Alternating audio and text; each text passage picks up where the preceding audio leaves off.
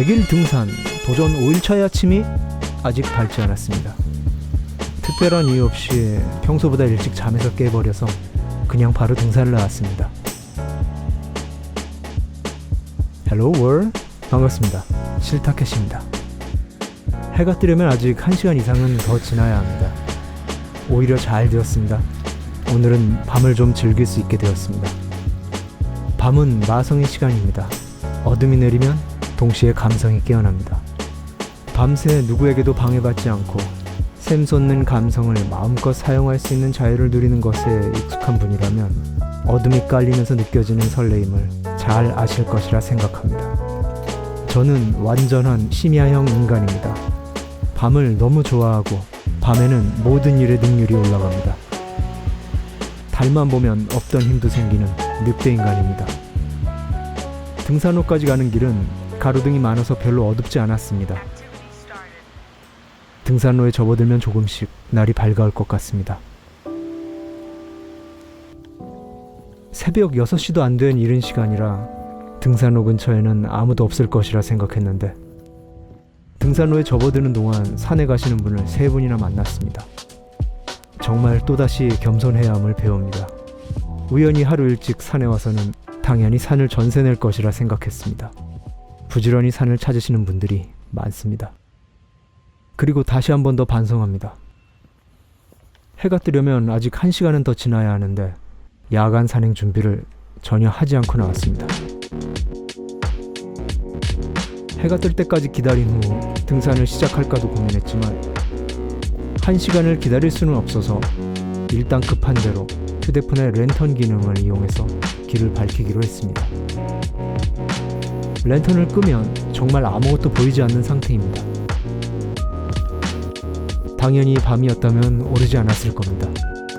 1시간 내로 해가 뜨기 때문에 아무리 산이라고 해도 30분이면 어둠이 걷힐 것이라고 판단했습니다.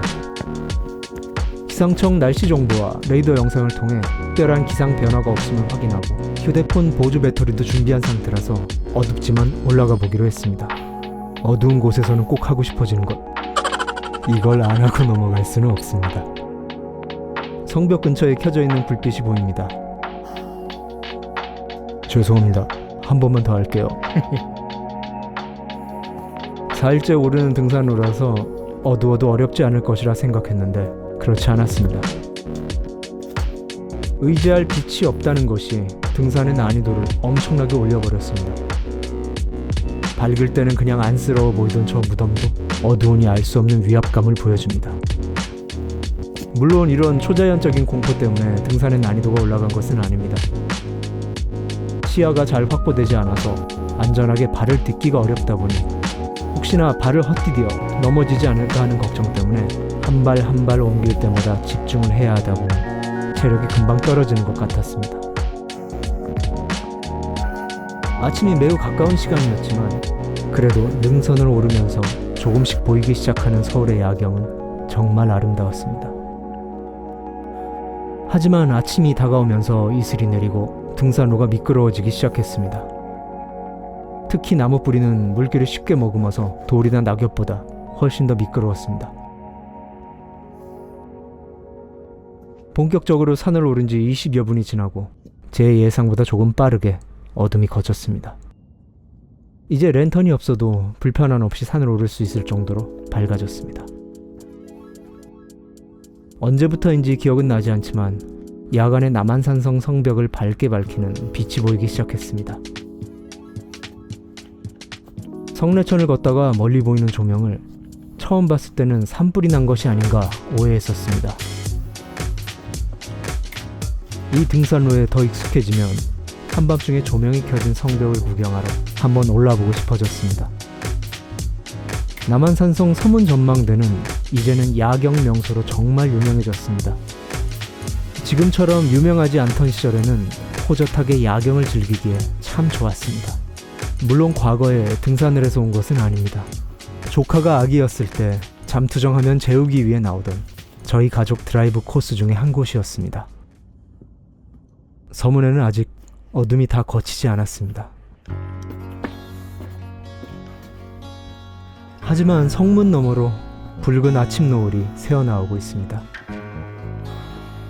태양의 존재감은 대단합니다. 태초의 문명인들이 왜 태양을 숭배의 대상으로 삼았는지는 자연 속에서 일출을 바라보면 아무 설명 없이도 그냥 이해가 됩니다. 오늘은 산 아래가 모두 안개의 바다에 잠겨 있습니다.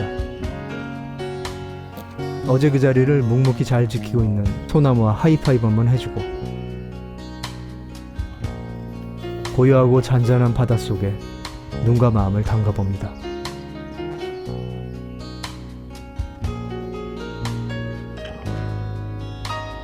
서울이 안개의 바닷속에 있습니다. 낮은 산은 암초가 되었고, 눈을 번뜩거리는 사우론의 탑은 오늘은 망망대해의 등대가 되었습니다. 산은 섬이 되어 잔잔한 안개의 파도를 받아내고 있습니다.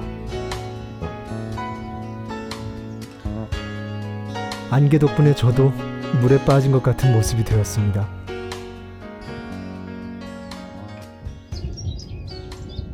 밤새는 것에 익숙한 분이라면 해 뜨는 시간의 새소리가 유난히 분주한 것을 아실 겁니다. 마성의 밤을 깨는 동물은 늘 새입니다. 새벽 닭소리에 혼비백산하며 도망가는 전설 속의 여우처럼 심야형 인간인 저도 산을 벗어나야겠습니다. 이 등산 스틱은 저희 어머니가 과거에 쓰시던 것입니다. 저렴한 제품이다 보니 많이 무거워서 지금은 드랄루민 소재의 제품을 새로 구입해서 쓰고 계십니다. 한동안 집에서 쉬고 있던 이 녀석은 이제는 제 동반자가 되었습니다. 산에서는 부지런한 분들을 정말 자주 볼 수 있습니다. 저는 밤을 헤쳐가면서 이 시간에 왔는데 이미 편안하게 산책을 하는 분들이 계십니다.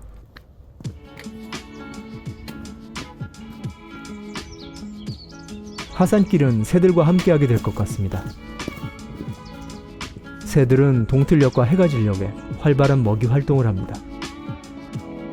밤샘이나 새벽 운동이 익숙한 분이라면 해 뜨기 직전 새들이 엄청나게 몰려다니며 시끄럽게 우는 모습을 본 일이 많을 겁니다.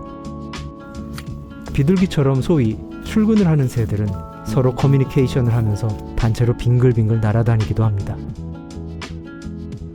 이른 시간에 하는 하산이라 새를 많이 만날 수 있지 않을까 기대가 됩니다. 동고비입니다. 역시나 오늘도 경계심 없이 모습을 드러냅니다. 근처에서 고양이 우는 소리가 들립니다. 아무래도 급식을 기다리는 모양입니다. 통통한 고등어 태비입니다. 웅크리고 있는 모습이 귀엽습니다. 오색 딱따구리입니다. 동고비가 있는 곳이면 오색 딱따구리도 있을 확률이 높습니다. 머리 위에 앉은 것 같이 참 귀엽습니다. 맷비둘기도 어느새 근처에 와 있습니다. 아주 가까이 가면 도망가지만 꽤 근처까지 곁을 내줍니다. 사람에 꽤나 익숙해져 있습니다. 동고비는 딱따구리가 살던 나무구멍에 집을 짓고 살기 때문에 딱따구리의 서식지에서는 동고비를 흔히 만날 수 있습니다. 안개와 이슬 때문에 바닥에 물기가 많습니다. 나무 뿌리는 매우 미끄러운 상태이고 나무 뿌리보다는 덜하지만 돌도 미끄럽습니다. 이럴 때 만나는 돌계단은 반갑지는 않습니다. 그래도 낙엽 아래에는 물기가 없어서 다행입니다. 동고비 한 마리가 저를 따라왔습니다. 여기 왔어. 귀엽다 너. 정말 귀엽습니다.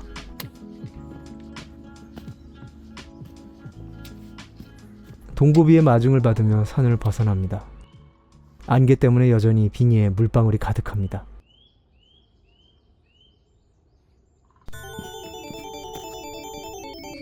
무섭게 시작한 산행이 즐겁게 마무리되었습니다.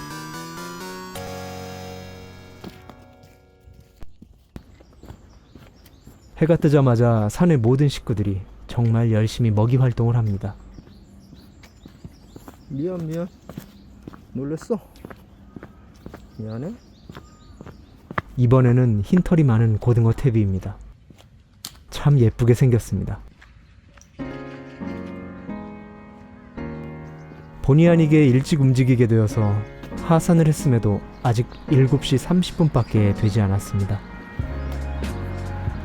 우리는 이제 농업사회에서 살지 않기 때문에 일찍 일어나는 것이 부지런한 것을 뜻하지는 않습니다.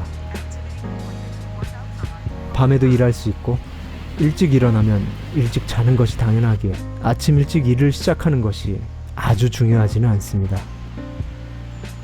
하지만 등산하는 사람에게는 태양빛의 존재가 엄청나게 중요하기 때문에 농업사회의 기준을 여전히 적용시켜도 될 것 같습니다. 산을 다 내려오니 안개가 산을 덮어 보이지도 않습니다.